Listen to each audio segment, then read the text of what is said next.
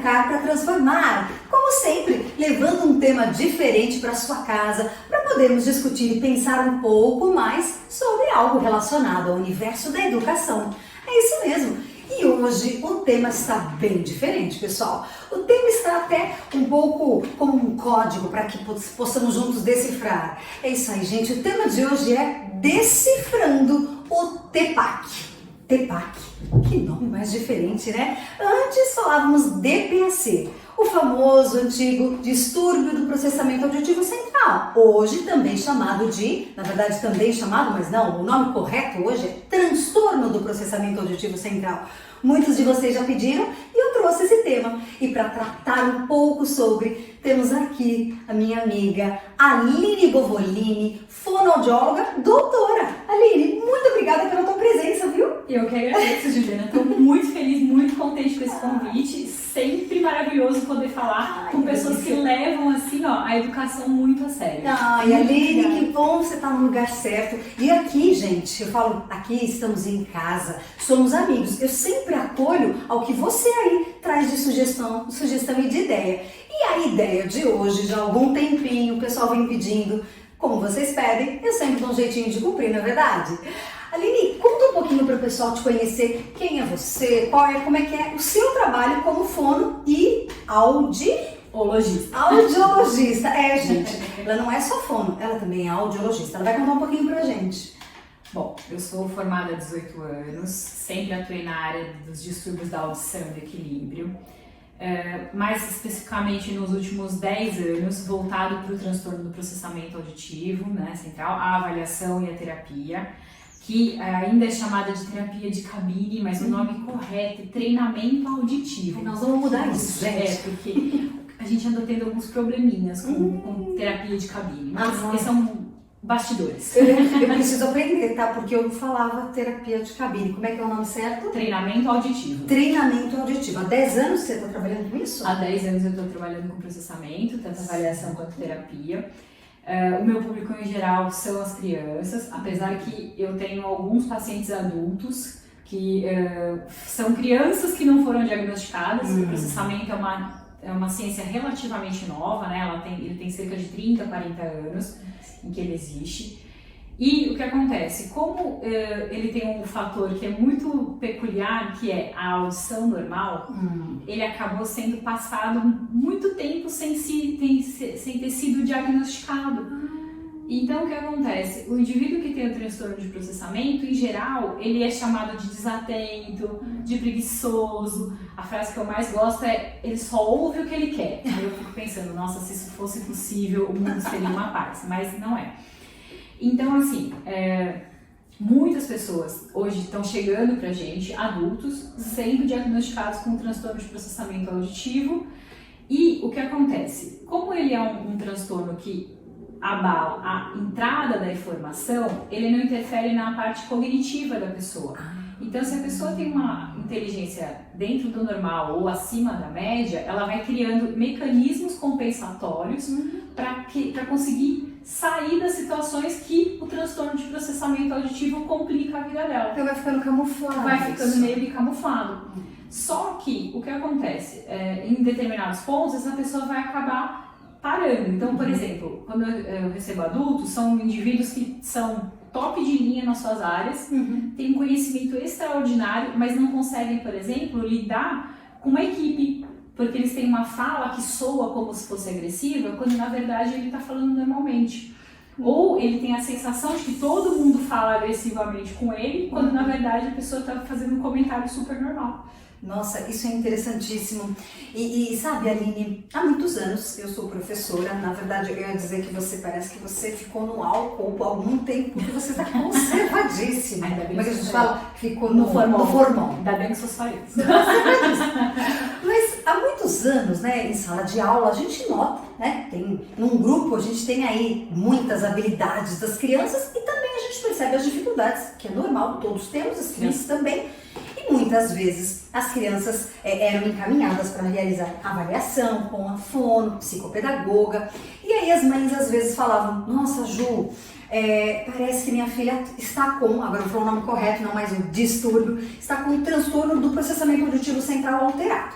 E a primeira preocupação das mães era, ai Ju, mas ela é tão novinha para usar um aparelho, porque ela não está ouvindo direito. Conta um pouco, esclarece essa confusão. O transtorno do processamento auditivo central, o que é exatamente? Envolve a questão de uma possível surdez? Não? Conta um pouquinho, tira isso do pessoal, essa dúvida. Bom, então vamos lá. Primeira coisa que a gente tem que saber é que no terceiro mês de gestação, o sistema auditivo ele já está totalmente pronto. Ele é o primeiro sistema central a ficar pronto. Primeiro? Então, é o primeiro. Então a gente já nasce com ele todo preparado. Só que ele tem um tempo de amadurecimento. Ele termina o amadurecimento dele aos 12 anos de idade. Com 12 anos a audição já tem um funcionamento completamente estável. Com 12 anos? Com 12 anos. O transtorno de processamento auditivo central, ele é uma imaturidade do desenvolvimento do sistema auditivo. Porque o que acontece? Apesar da gente já nascer ouvindo, né? Existem situações que precisam moldar a nossa audição para que a gente consiga lidar com os desafios. Então, por exemplo, se eu tenho uma criança, que nasceu pequenininho, começou já a ter sustentação de cabeça, já está no berço, já está começando a engatinhar. Se eu não permito que essa criança, por exemplo, circule pelo ambiente, ela não vai desenvolver a localização da fonte sonora. Nossa! E aí, esse atraso dessa habilidade auditiva vai virando uma bola de neve, porque vai atrasando o desenvolvimento de todas as outras habilidades, que são, por exemplo, perceber os intervalos de silêncio entre os sons, perceber a ordem de acontecimento dos sons. Então, por exemplo, eu sempre uso esse exemplo, que batata e tábata têm os mesmos sons, só que na ordem diferente, um é o nome e o outro é o tubérculo. Nossa, perfeito! Então, outra questão que é a mais refinada de todas, que é a mais importante, que é o que a gente chama de atenção seletiva, que é, mediante ter um ruído no ambiente, por exemplo, um ar-condicionado muito forte, um barulho de ventilador, um barulho de avenida, que eu consiga sustentar a atenção na fala e ignorar esse ruído. Ou a situação mais comum, que é sala de aula, professor falando, conversinhas acontecendo. Essa habilidade se chama figura-fundo. Quando você tem a figura fundo funcionando na sua máxima potência, o cérebro dá um comando para as orelhas e a pessoa ouve mais forte quem ela quer prestar atenção e mais fraco quem ela não quer. Quando isso não está funcionando no automático, o cérebro tem uma área que fala, preste atenção. E uma outra área nele fala, você está gastando uma energia com o que não me mantém vivo, então desliga. Então, esse indivíduo que tem figura fundo alterado, ele é como se fosse um fio desencapado. Ora passa corrente, ora não passa. E nesse liga e desliga, ele vai perdendo muitas informações e confundindo, às vezes, o que o professor está falando com o que as conversas estão acontecendo. E aí, quando ele vai tentar estudar, ele não consegue separar o que era da matéria, o que eram as conversas. E aí fica muito difícil realmente aprender e memorizar corretamente. Nossa, isso me leva a pensar uma coisa que é um tanto quanto séria, imagino que com certeza é objeto, né, de estudo seu, porque eu penso que com a pandemia nem precisamos ir tão próximo, pode ir mais longe ainda, não só com a pandemia, mas há algum tempo eu percebo que há um movimento muito grande da chegada das tecnologias, então as crianças dominam, e desde muito pequenas. E eu percebo, quando você fala que de pequena, né, a criança vai aprendendo os sons, a localizar, conforme ela explora os ambientes, de pequenininha, né? Mas se hoje as crianças estão explorando menos, porque, convenhamos, né, gente, hoje em dia as crianças, elas não exploram como exploravam antigamente os espaços e tal, elas acabam explorando menos e tendo aquelas habilidades, né, de mexer no tablet e tal. Isso então tem atrapalhado esse desenvolvimento? Sim, com certeza. O nosso cérebro, ele tem um funcionamento muito ainda parecido com os nossos ancestrais. Então ele tem uma organização de desenvolvimento. A primeira parte do cérebro que tem mais força de desenvolvimento no primeiro ano de vida é justamente a parte motora. Então, por isso que uma criança de 1 ano, até 1 ano, ela tem uma tendência de querer pôr a mão em tudo, de explorar tudo, de tentar subir no sofá, de cair, bater a cabeça. Por quê? Porque precisa ter esse fortalecimento de toda essa área motora, né, grossa, para que aquele indivíduo se torne independente, né? Dali para frente, ele começa a ter uma função mais forte auditiva. Então, ele é motor auditivo. Para por volta dos 2 anos e meio, ele se tornar motor auditivo visual. Então, se eu já tenho uma quebra, né, desse fortalecimento do desenvolvimento motor, eu vou tendo uma bola de neve de atrasos de desenvolvimento. E uma outra coisa que a gente também tem que pensar é que assim, o cérebro adora enxergar. Por quê? Porque você abre os olhos, você já se situa no ambiente inteiro.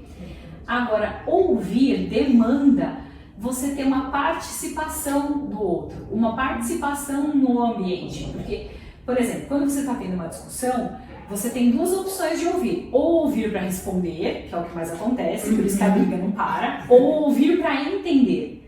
E ouvir para entender demanda uma energia muito grande. Porque envolve a emoção, envolve o contexto, envolve a sua vontade de querer resolver aquela situação. Então, a parte auditiva, né, a função da audição, ela demanda muitas outras ações que a visão não tem tanto. Então, se eu tenho um estímulo muito legal para o cérebro, muito divertido, que é enxergar, em detrimento a ouvir, ele vai com certeza escolher enxergar. Porque justamente tem menos gasto energético. E com isso vai sendo o outro, em vez de ser outro sistema, em vez de ser fortalecido, ele até fica mais fraco. Exatamente. Por isso que, por exemplo, quando as crianças, né, que estão diante de uma tela, parece que elas param de ouvir. Nós mesmos, adultos, né, quando a gente está assistindo alguma coisa que é muito do nosso interesse, por mais que você esteja ouvindo aquele som, é um som repetitivo, né? Você está esperando, você tem uma antecipação do que vão ser as falas, do que vão ser as telas dos jogos. Mas ouvir demanda você realmente ter uma concentração diferenciada, uma análise de tudo que está se passando ao seu entorno. Então, quando a gente está concentrado enxergando alguma coisa, a nossa audição ela dá uma baixada de funcionamento. Se a gente não estimula a atenção auditiva, fica muito bagunçado. E tem um outro fator que é a hiperestimulação. Porque o que acontece? Se eu tenho um ambiente em que tudo é chamativo, nada é chamativo. Não é verdade? Então eu não consigo ensinar para o cérebro que eu tenho momentos para prestar atenção no que eu estou enxergando, no que eu estou ouvindo, no que eu estou comendo, no que eu estou sentindo no meu tato. E isso vai fazendo uma quebra de um funcionamento que para essa geração, que é uma geração de transição, ainda está trazendo muitos problemas. Eu acredito que assim, é evolucional? Em algum momento nós vamos ter uma organização neurológica diferente dessas de motor, auditivo e visual. Mas isso vai levar uns 200 anos ainda, pelo menos. Então a gente tem que começar a achar meios de fortalecer esse sistema. Tudo bem ter essa mudança de paradigma. O ser humano foi feito para evoluir. Mas a gente tem que conseguir achar uma base de sustentação para essa mudança que vai vir em algum momento. Mas agora só está causando dor de cabeça mesmo. E eu penso que com a pandemia, essa questão das aulas online, que é outro fator, né, que a sociedade organizou um jeito de não parar, claro, a vida, mas ao mesmo tempo, essa outra maneira, ela infelizmente fez com que muitas questões do desenvolvimento da criança, do trabalhar a atenção, a audição, acabou não sendo trabalhado, né? E com essa chegada aí da pandemia, eu já discuti isso com os outros entrevistados, que muitos tipos de diagnósticos que antes não estavam sendo realizados e hoje estão, parece até que aumentaram as questões, né, de crianças com, por exemplo, o TEPAC. Isso. O que acontece também, como essa questão da mudança de comportamento, motor, isso, as crianças foram perdendo contato com a musicalização, né? Se você parar para lembrar da nossa infância, tudo tinha uma musiquinha. Tudo tinha um som associado, né? E hoje os sons que eles têm são os sons dos jogos, que são sempre o mesmo padrão auditivo. Não tem modificação nisso.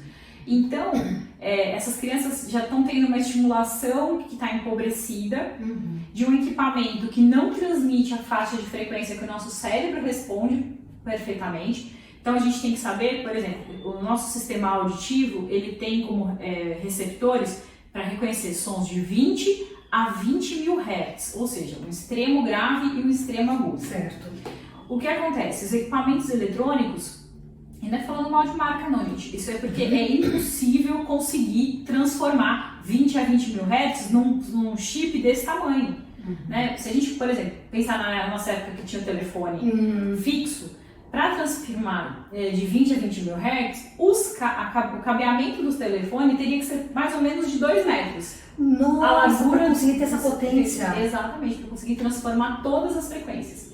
Então, para ter essa economia, né, e para ser possível funcionar, a maior parte dos equipamentos transfere para o ouvinte só uma faixa de frequência que vai de 750 Hz a 4000. Nossa, perde bastante. Perde muito. E que nem no português do Brasil, nós temos uma série de sons da fala, que são os fonemas, que estão localizados acima de 4000 Hz. Por exemplo, o som do z, eles são sons que a gente chama de fricativos, eles são muito fracos e eles estão mais concentrados nessas frequências acima do 4000 Hz. E são eles que trazem a inteligibilidade da fala.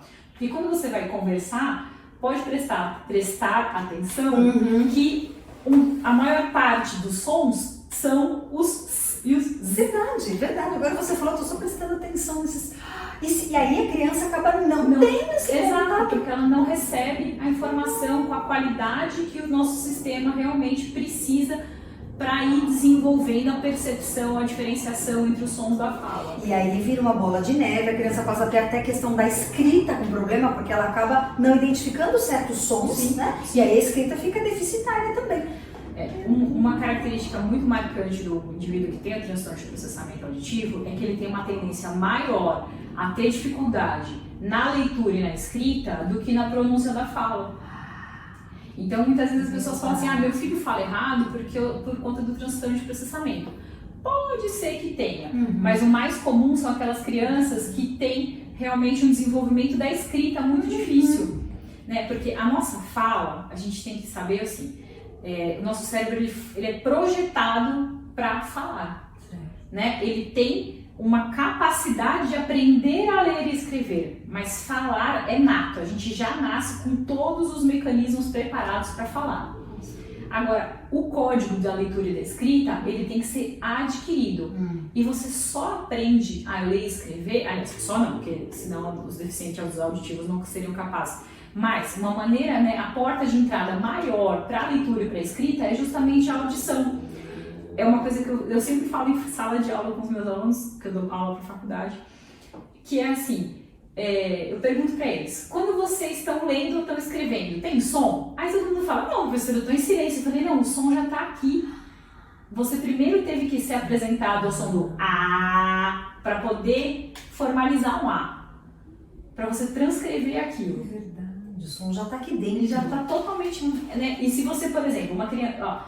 pensando nas causas do transtorno de processamento. Isso é uma coisa que também me perguntam bastante. O que de repente fez com que meu filho tivesse o transtorno? Isso. Uma das causas mais comuns são as crianças que têm otite de repetição, que é a infecção de orelha média, né? E tem um tipo de otite que ela passa desapercebido, que se chama otite média serosa. Ela não dá dor, ela não dá febre, mas é aquela criança que ela parece que ela tem um gênio bom e um gênio ruim. Tem dia que ela tá ouvindo tudo, interagindo com tudo, e tem dia que ela tá apática. Por quê? Quando a otite tá lá realmente acontecendo, ela ouve como se estivesse embaixo d'água. E aí o que acontece? Quando ela tá com a otite lá dentro, né, o líquido dentro da orelha média, ela ouve que aquele animal que faz mu é faca. E quando tá sem a otite, ela ouve que é vaca. E aí o cérebro vai guardar para o mesmo objeto em duas gavetinhas diferentes. E na hora que ela vai transformar, por exemplo, para a escrita, o cérebro vai escolher o som mais fácil, que é o som do que tem menos gasto energético. Verdade! Então, essa é uma das causas mais comuns. A primeira de todas é a condição genética, não tem jeito.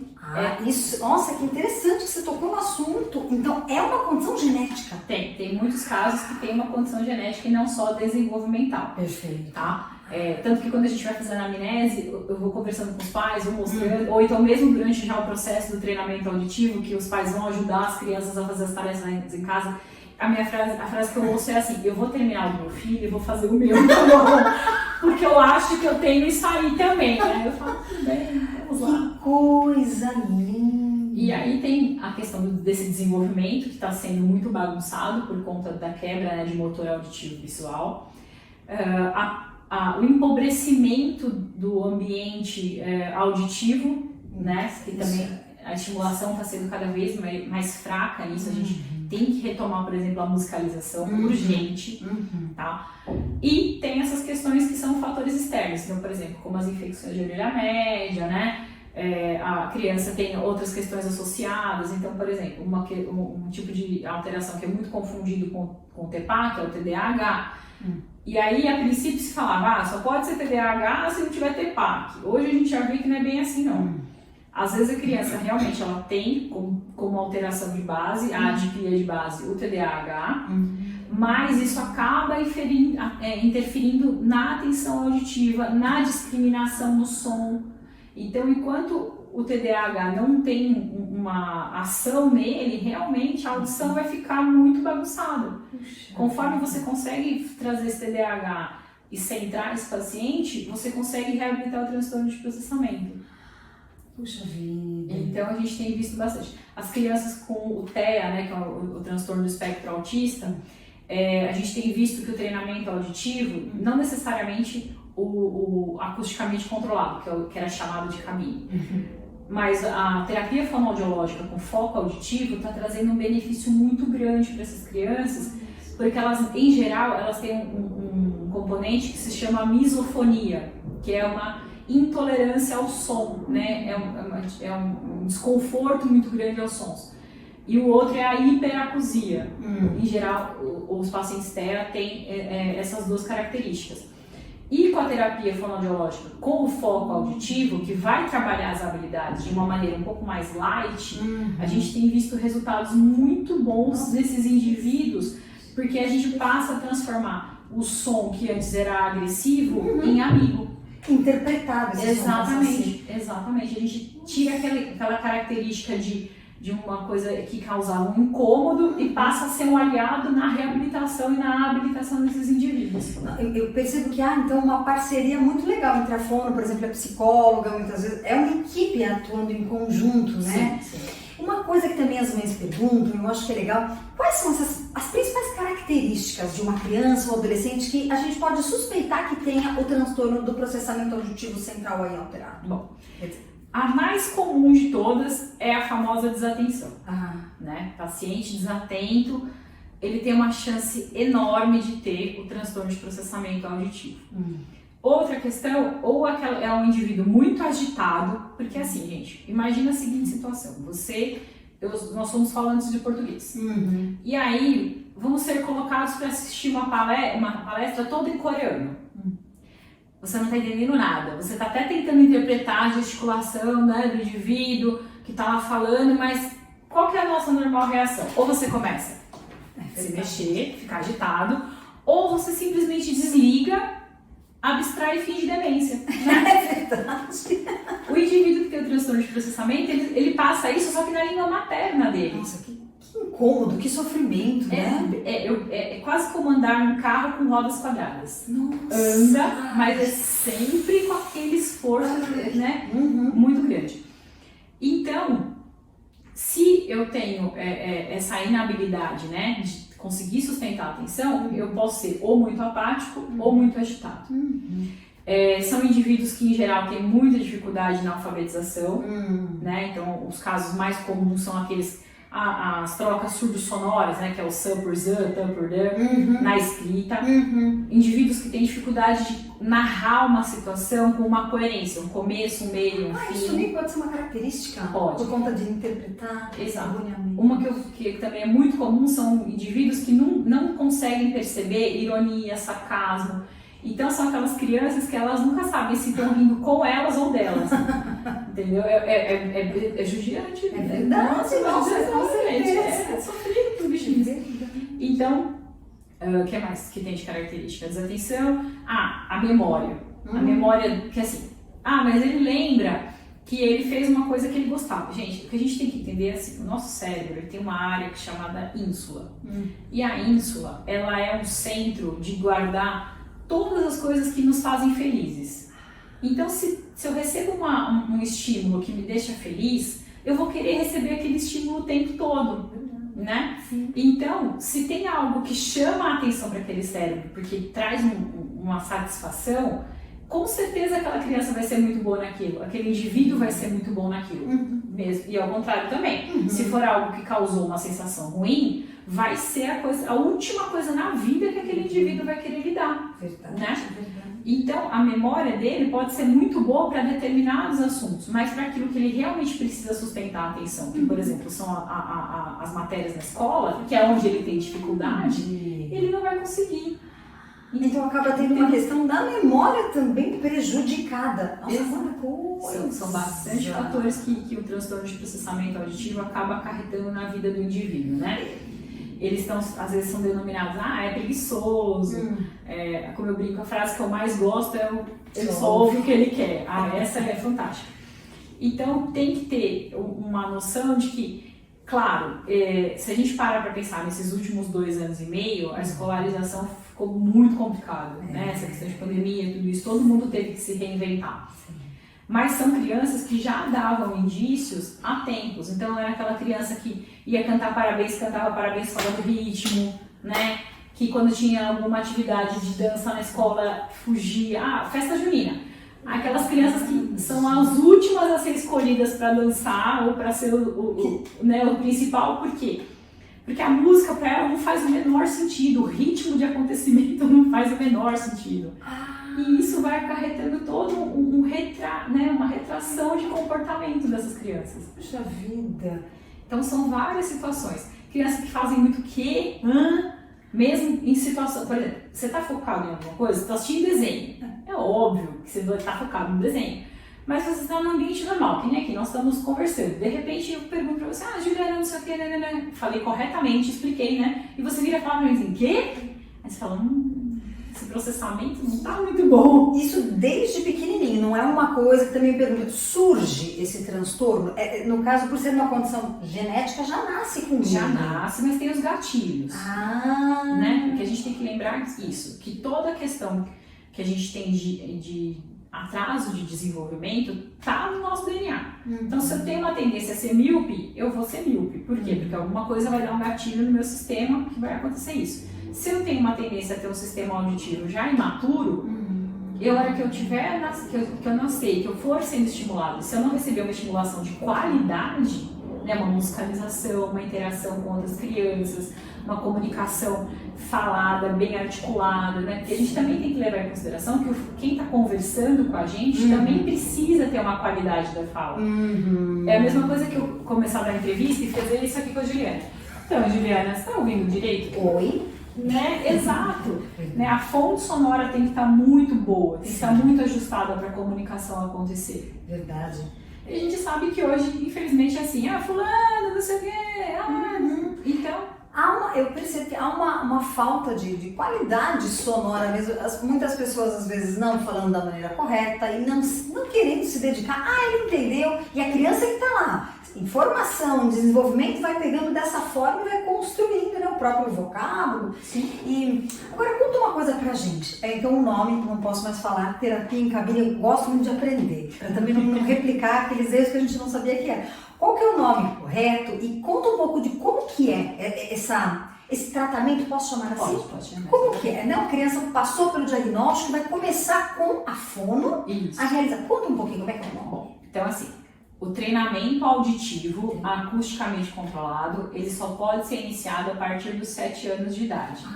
Porque eu dependo de uma série de características linguísticas e de linguagem para conseguir realizar esse tratamento, tá? Mas meu filho é pequeno, eu já percebi algumas características. O que eu faço? Espera até 7 anos? Não, pelo amor de Deus. Vai para fono e aí a fono vai entrar com a terapia de linguagem associada com as tarefas de habilidades auditivas, que é o que a gente chama de terapia fonoaudiológica com foco auditivo. Tá? Então não tem essa necessidade de esperar completar 7 anos. Percebeu alguma questão diferente? Musicalização e fono com terapia com foco auditivo. Feito o diagnóstico, tem 7 anos, vou fazer treinamento, ótimo. Eles são, em geral, 12 sessões, tá, de treinamento auditivo, em que o fonoaudiólogo vai trazer esse sistema auditivo ao máximo do funcionamento dele. Né? Então a gente vai fazer uma série de atividades que vão desafiar o cérebro para que ele vá começando a entender que o som é mais uma porta de entrada, é mais uma porta de aprendizagem e que ele não precisa gastar tanta energia assim para ouvir. Então a gente vai transformar o som no amigão do peito, né? Com isso, cada sessão vão ser trabalhadas as habilidades auditivas. Uma coisa que é muito importante, assim, o relatório do processamento, ele traz um norte para a terapia do processamento. Mas o ideal é que todas as habilidades auditivas, mesmo aquelas que constaram como normal no teste, elas sejam estimuladas. Porque às vezes elas são o patamar de baixo da que deu alterada. Puxa vida. Então, o interessante é a gente dar a habilidade auditiva mais primitiva de todas, que é a discriminação auditiva, até a mais refinada, que é a figura fundo, sendo uma construção de funcionamento entre elas, para que eu realmente tenha o que a gente chama de competência auditiva, que é o total amadurecimento do sistema para lidar com qualquer tipo de situação auditiva. E percebo um fortalecimento desse sistema todo, né? O treinamento ele é tão forte, ele é tão robusto para o cérebro, que ele chega a mudar, inclusive, comportamentos periféricos da audição. Existe um mecanismo de defesa da nossa cóclea, que é o nosso primeiro órgão da audição, que se chama efeito de supressão. Esse efeito ele impede que a cóclea seja lesionada quando tem um ruído acontecendo, um ruído muito forte. As crianças que têm o transtorno de processamento, em geral, têm ausência do efeito de supressão. Nossa! E pós-treinamento, esse efeito de supressão começa a aparecer. Nossa, que sensacional! Então, a gente tem uma modificação mesmo física desse cérebro, né? Alguns testes que não dependem da resposta do paciente, que a gente chama de eletrofisiológicos, o mais conhecido é o BERA, né? Esses testes, eles mostram modificação elétrica do funcionamento pós-treinamento. Então, é muito bacana.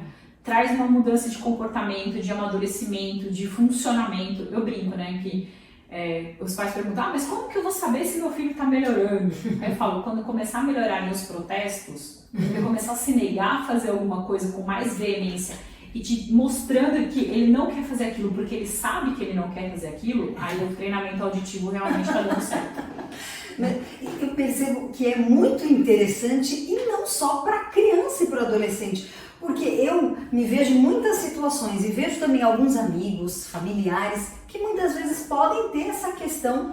E é importante, né? Não porque a gente já é adulto, deixa passar, porque adulto tem isso, né? A gente tem alguma coisa, uma dificuldade, e a gente dá um jeito, passa por cima e tal, e não soluciona aquilo, muitas vezes não vai atrás. E pode muitas vezes ocasionar até uma baixa autoestima, né? Sim. Você falou que você recebe muitos adultos. Eu recebo muitos adultos, principalmente pessoal mais voltado assim, para comércio, serviços. Porque são pessoas, como eu disse, são pessoas que têm um conhecimento técnico muito grande da própria área, mas na hora que eles têm que, por exemplo, gerenciar uma equipe, eles não conseguem. Tanto porque eles não conseguem se expressar de uma maneira eficiente, como eles não conseguem receber a informação de maneira eficiente. Então acabam parando num cargo que não é compatível com o grau de conhecimento que a pessoa tem, porque ela não desenvolve habilidades sociais que só a audição traz. Nossa, realmente, é algo, nossa, fantástico.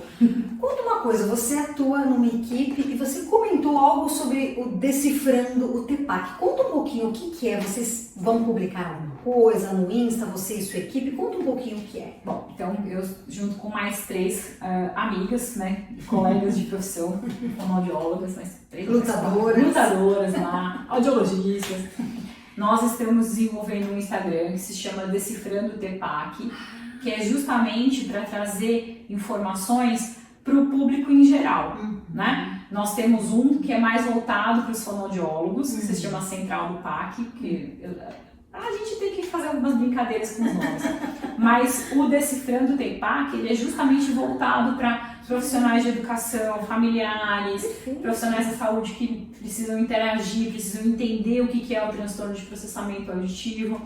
Ele está engatinhando ainda, a gente ainda não conseguiu fazer né, o lançamento dele. Mas quando fizer, você fala que eu vou trazer vocês aqui. Com certeza, nossa, a equipe toda são todas muito assim, voltadas para os estudos do transtorno de processamento auditivo, cada uma na sua peculiaridade. Por exemplo, eu, além da minha atuação com crianças, né, eu tenho a minha linha de pesquisa é voltada com indivíduos que não conseguem aprender uma segunda língua, que também tem a ver com o transtorno de processamento. Nossa, que interessante! Eu tenho a Luriane, que trabalha mais com processamento e a voz profissional, voltado para interlocutores, então apresentadores, dubladores. A Simone Esperança e a Thaís Piscinini, que estão muito mais voltados para a música sertaneja, porque além de fonoaudiólogas, audiologistas, elas ainda são violeiras. Que legal! Né? E a Erika Longoni, que foi minha professora, e eu vou contar um segredo. Eu tive transtorno de processamento, tá, gente? Eu não acredito! Eu fui diagnosticada na faculdade pela Érica. Olha! Passei pelo tratamento, então eu sei o que meus pacientes passam. Então por isso que eu gosto tanto da minha área. Porque foi uma mudança muito importante, né? Eu sou o típico caso de indivíduo que veio sem diagnóstico, entrei na faculdade, fui diagnosticada, fiz o tratamento e saí de uma aluna mediana para medíocre para uma das melhores da sala. Nossa, que legal! Né? Tanto que depois disso veio especialização, mestrado, doutorado, agora um pós-doc, porque a gente tem que arrumar mais o que fazer. A gente quase não faz nada, a gente tem que arrumar mais alguma coisa. Que legal, Aline! Então, assim, tem solução, a solução ela é efetiva. Uma dúvida que muitos pais trazem, que eu acho que depois que faz o treinamento auditivo, tem chance de regredir o processamento? A resposta é não. Só que o treinamento auditivo ele vai resolver tanto a parte da entrada da informação auditiva quanto da elaboração da resposta. Certo. Mas aquilo que foi perdido de conteúdo acadêmico, de vivência, né, de linguagem, isso tudo tem que ser visto pela parte de cada profissional especializado. Então, por exemplo, meu filho perdeu muito conteúdo acadêmico, então ele tem que ir por quê? Para uma aula de reforço, para um psicopedagogo, para um neuropsicólogo, né?